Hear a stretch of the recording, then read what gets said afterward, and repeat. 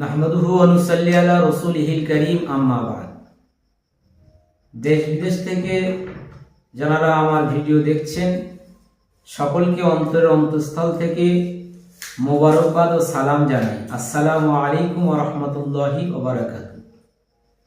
আজকের আলোচনার মূল বিষয়বস্তু হলো শাবান মাসে রোজা রাখা সম্পর্কে হাদিসে কি বর্ণিত আছে, এবং দ্বিতীয় আলোচনা যেটা করব যে শাবান মাসের কোন কোন দিন রোজা রাখা নাজায়েজ।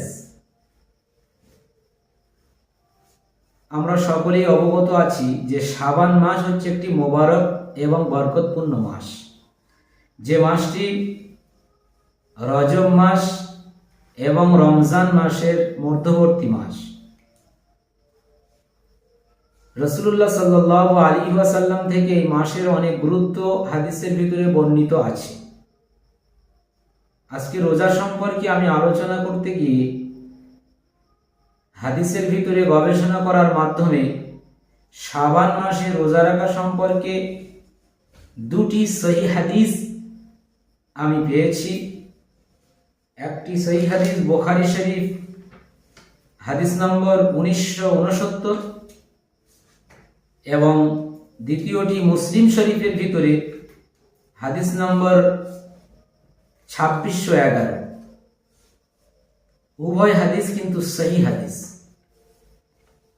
আন আয়েশা রাদিয়াল্লাহু তাআলা আনহা قالت لم يكن النبي صلى الله عليه وسلم يصوم شهرا أكثر من شعبان فإنه كان يصوم شعبان كله। হযরতে আয়েশা সিদ্দিকা রাদিয়াল্লাহু তাআলা আনহা তিনি বর্ণনা করেন যে রাসূলুল্লাহ সাল্লাল্লাহু আলাইহি ওয়াসাল্লাম শাবান মাসে অধিক রোজা রাখতেন,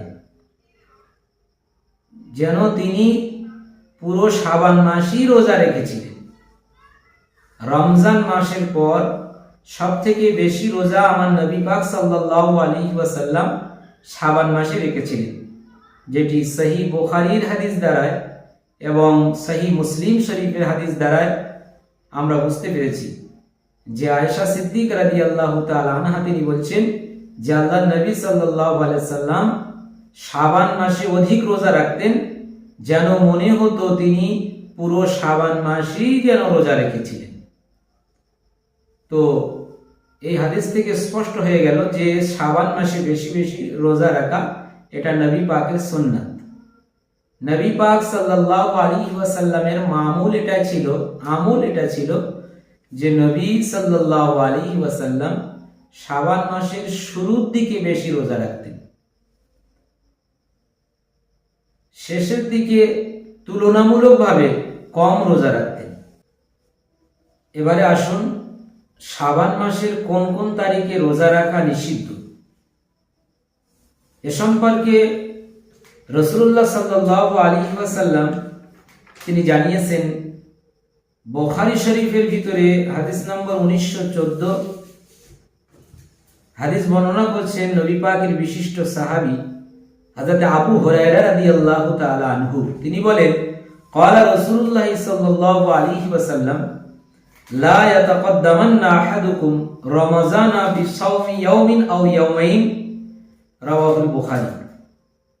হযরত আবু হুরায়রা রাদিয়াল্লাহু তাআলা আনহু তিনি বলেন, রাসূলুল্লাহ সাল্লাল্লাহু আলাইহি ওয়াসাল্লাম রমজান মাসের একদিন অথবা 2 দিন আগে রোজা রাখা নিষিদ্ধ করে দিয়েছে।